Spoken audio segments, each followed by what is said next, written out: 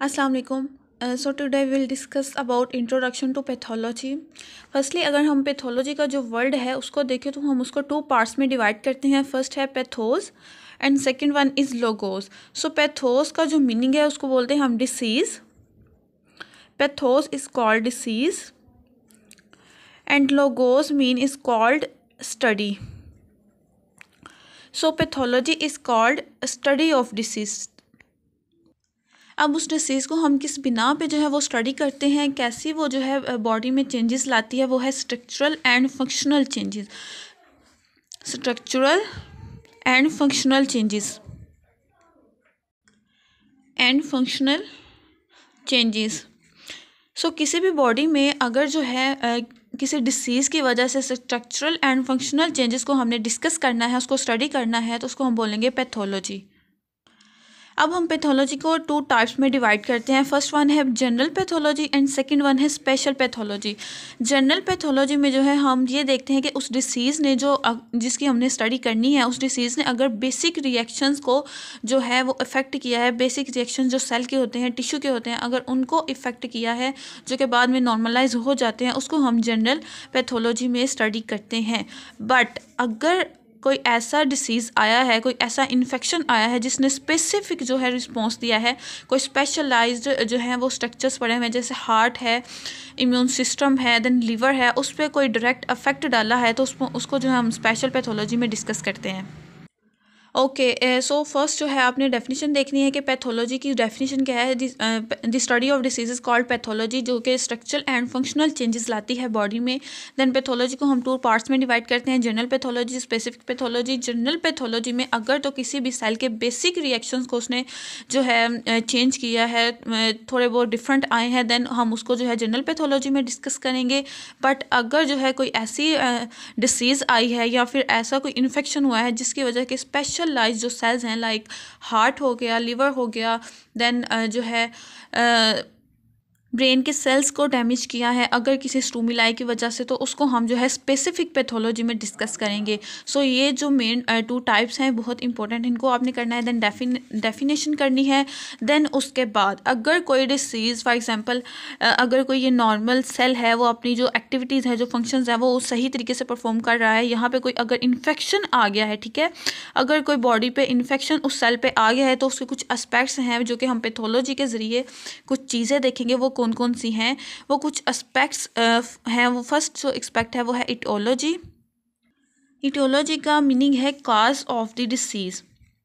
Mean के जो disease ने जो है सेल पे अटैक किया है, जिस डिसीज़ की वजह से सेल के फंक्शंस पे अफेक्ट हुआ है, उसकी काज क्या है, उसकी वजह क्या है. सो वो हम जो है वो एटियोलॉजी में डिस्कस करते हैं, उसकी काज को डिस्कस करते हैं डिसीज़ की.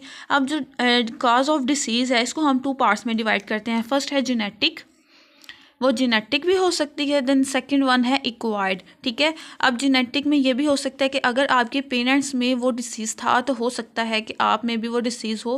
क्रोमोसोम जो है अब नॉर्मेलिटीज़ जब हो जाती है क्रोमोसोम्स में, उसकी वजह से भी जेनेटिकली डिफरेंस आ जाता है, उसकी वजह से भी डिसीज़ कॉज करते हैं. सो अगर जो है अब नॉर्मेलिटी है क्रोमोसोम्स में, आपके पेरेंट्स में अगर वो डिसीज़ है, तो हो सकता है जो आप में भी जो है वो जेनेटिकली वो डिसीज़ प्रेजेंट हो. उसके अलावा अगर तो आपको जेनेटिकली प्रॉब्लम नहीं है, तो हो सकता है पैथोलॉजिकल कंडीशन हो जिसकी वजह से वो डिसीज़ ने कॉज किया हो. अब अगर तो पैथोलॉजिकल कंडीशन है, तो उसमें डिफरेंट जो है वो फैक्टर्स आ जाते हैं. फॉर एग्जांपल फर्स्ट है इन्फेक्शंस. अगर इन्फेक्शन हो गया, फॉर एग्जांपल इन्फेक्शन वायरस की वजह से भी हो सकता है, बैक्टीरिया की वजह से भी हो सकता है. डिफरेंट कंडीशंस हैं जिसमें अगर आपकी बॉडी को इन्फेक्शन हुआ है, तो उसकी वजह से भी डिसीज़ कॉज कर सकता है. सो एक तो कंडीशन ये है. सेकंड है हाइपोक्सिया. हाइपोक्सिया का मीन है ऑक्सीजन की कमी, ठीक है, decrease of oxygen level. Hypo का मीन है जो है लो लेवल. ऑक्सिया का मीन है ऑक्सीजन. जब जिस्म में, आपकी बॉडी में ऑक्सीजन का लेवल लो होगा, तो उसकी वजह से भी डिसीज़ कॉज हो सकती है.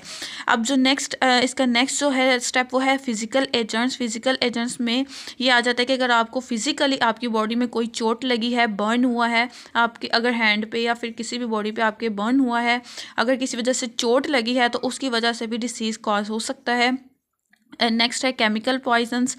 समटाइम ऐसे होता है कि अक्सर जो है ना उनको पता नहीं होता कि वो केमिकल जो अक्सर बॉडी में वो ले लेते हैं वो उनमें पॉइजन्स होते हैं। फॉर एग्जांपल जैसे लोग स्मोकर्स होते हैं, वो स्मोकिंग करते हैं, उसमें बहुत हार्मफुल जो है वो केमिकल्स होते हैं जो कि उनकी लिवर को, उनकी किडनीज़ को वो डैमेज कर देते हैं, उसकी वजह से भी डिसीज़ कॉज हो सकता है। एंड नेक्स्ट है न्यूट्रिशनल डेफिशिएंसीज। अगर आपकी न्यूट्रिशन सही नहीं है तो उसकी वजह से भी काफ़ी ज़्यादा डिसीज़ कॉज हो सकते हैं। सो ये डिफरेंट जो है इसकी टाइप्स हैं। अगर तो जेनेटिकली आपने फर्स्ट देखना है कि उसकी जेनेटिक्स, उसके पेरेंट्स में तो डिसीज़ नहीं है, अगर उनके पेरेंट्स में डिसीज़ नहीं है तो डेफिनेटली किसी ना किसी इन ये जो वजूहात हैं, जो काजेज़ हैं, इनकी वजह से वो डिसीज़ काज हुआ है। ओके ये फर्स्ट एस्पेक्ट था इटोलॉजी का, जिसमें हम काज देखते हैं डिसीज़ की, उसकी क्या वजह थी। नेक्स्ट जो एस्पेक्ट है वो है पैथोजेनेसिस। पैथोजेनेसिस का मीन है mechanism of the disease, mechanism of the disease. अब इसमें जो है वो हम मेनली ये देखते हैं कि अगर कोई जो है इन्फेक्शन आया है, सेल पे उसने इन्फेक्ट किया है, तो अब वहाँ से लेके उसने जो डिसीज़ कॉज किया है वहाँ तक जो मुकम्मल मैकेनिज़्म हुआ है उसको हम पैथोजेनेसिस में डिस्कस करते हैं। अब इसमें जो है इसकी कुछ फॉर्म्स हैं, ये कुछ टाइप्स में कन्वर्ट होता है। वो फर्स्ट है माइक्रोबियल इन्फेक्शन। माइक्रोबियल इन्फेक्शन की वजह से भी ये हो सकता है। सेकेंड वन है इन्फ्लेमेशन। अगर आपकी बॉडी में इन्फ्लेमेशन हो रही है तो उसकी वजह से भी जो है हो सकती है। देन मैलिग्नेंसी है, अगर आपकी ट्यूमर है किसी भी बॉडी के किसी भी पार्ट में, देन कॉज कर सकता है। उसके अलावा अगर कोई टिश्यू ब्रेकडाउन हो गई, किसी भी टिश्यू की ब्रेकडाउन हो गई है, उसकी वजह से भी जो है वो डिसीज़ कॉज कर सकता है, उसकी वजह से मैकेनिज्म स्टार्ट हो सकता है। सो ये जो है पैथोजेनेसिस की कुछ टाइप्स हैं जो कि आपने जहन में रखनी है। उसके अलावा जो थर्ड एस्पेक्ट है वो है मॉर्फोलॉजिकल चेंजेस। मॉर्फोलॉजिकल चेंजेस में जो है ये देखा जाता है कि उसके स्ट्रक्चर में क्या चेंजेस आई हैं उस डिसीज़ की वजह से, बॉडी के जो स्ट्रक्चर है उसमें क्या क्या चेंजेस आई हैं। सो स्ट्रक्चरल चेंजेस को इसमें डिस्कस किया जाता है मॉर्फोलॉजिकल चेंजेस में। इसको हम जो है ये भी बोल सकते हैं कि हमने ऑब्जर्व करना है चेंजेस को। अब हमने ऑब्जर्व कैसे करना है? माइक्रोस्कोपिकली जो है बेस्ट वे जो है, किसी भी डिसीज़ की वजह से अगर कोई भी चेंजेस आई हैं तो हमने माइक्रोस्कोपिकली जो है उसको हम चेक करते हैं कि आया इसमें कौन सी चेंजेस आई हैं माइक्रोस्कोपिकली। हमने जो है उसकी मॉर्फोलॉजिकल चेंजेस देखनी है। देन फोर्थ जो पॉइंट है, फोर्थ जो एस्पेक्ट है वो है क्लिनिकल सिग्निफिकेंस। क्लिनिकल सिग्निफिकेंस बहुत ही इंपॉर्टेंट है। इसमें हम जो है वो फंक्शनल चेंजेस देखते हैं कि उस डिसीज़ की वजह से कौन से फंक्शनल में जो है वो चेंजेस आई हैं बॉडी के। आप इसको सिंपल जो वर्ड्स में साइन एंड सिम्टम भी बोल सकते हैं कि साइन एंड सिम्टम हम इसमें जो है वो नोटिस करते हैं पेशेंट के। फर्स्ट ये है कि फंक्शनल चेंजेस हमने जो है मेनली इसमें देखनी है। और फंक्शनल चेंजेस कौन सी होती हैं? वो मेनली होती हैं साइन एंड सिम्टम। अब क्लिनिकल सिग्निफिकेंस को हम 2 पार्ट्स में डिवाइड करते हैं। एक तो है ऑब्जेक्टिव एंड सेकंड वन है सब्जेक्टिव।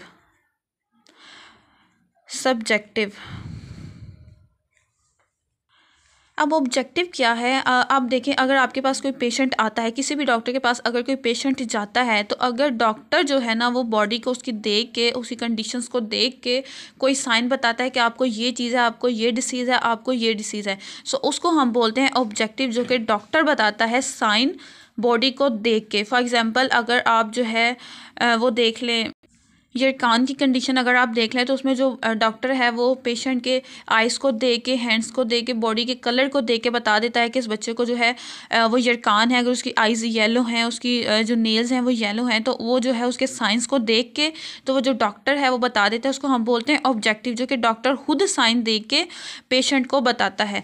नेक्स्ट है सब्जेक्टिव। सब्जेक्टिव में ये आता है कि जो पेशेंट है वो खुद डॉक्टर को बताता है कि मुझे यहाँ पे पेन है, मुझे यहाँ पे पेन है, मुझे ये मसला है, फलाना मसला है, तो उसको जो है हम कहते हैं सिम्टम्स, जो कि सब्जेक्टिव जो पेशेंट है वो खुद बताता है। सो आपने जो है वो साइन एंड सिम्टम्स में कंफ्यूज नहीं होना। साइन वो होते हैं जो डॉक्टर खुद पेशेंट को देख के बताता है, पर सिम्टम्स वो होते हैं जो कि पेशेंट खुद डॉक्टर को बताता है कि मेरी बॉडी में ये चीज़ें हैं, मुझे ये प्रॉब्लम है।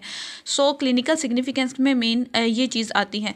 यहाँ पे एक पॉइंट जो है वो बताना रह गया था काजेज़ ऑफ डिसीज़ में मैं आपको बता रही थी कि जेनेटिक हो सकती है आपको काज या फिर एक्वायर्ड। अब बाज़ पेशेंट ऐसे होते हैं जिनमें ये दोनों कंडीशंस हो सकती हैं, उनके जो पेरेंट्स हैं उनमें भी ये प्रॉब्लम हो सकती है एंड आल्सो उनमें जो है किसी इन्फेक्शन की वजह से या फिर और किसी कंडीशन की एक्वायर्ड कंडीशन की वजह से वो डिसीज़ काज हो सकती है। तो उनको हम बोलते हैं मल्टी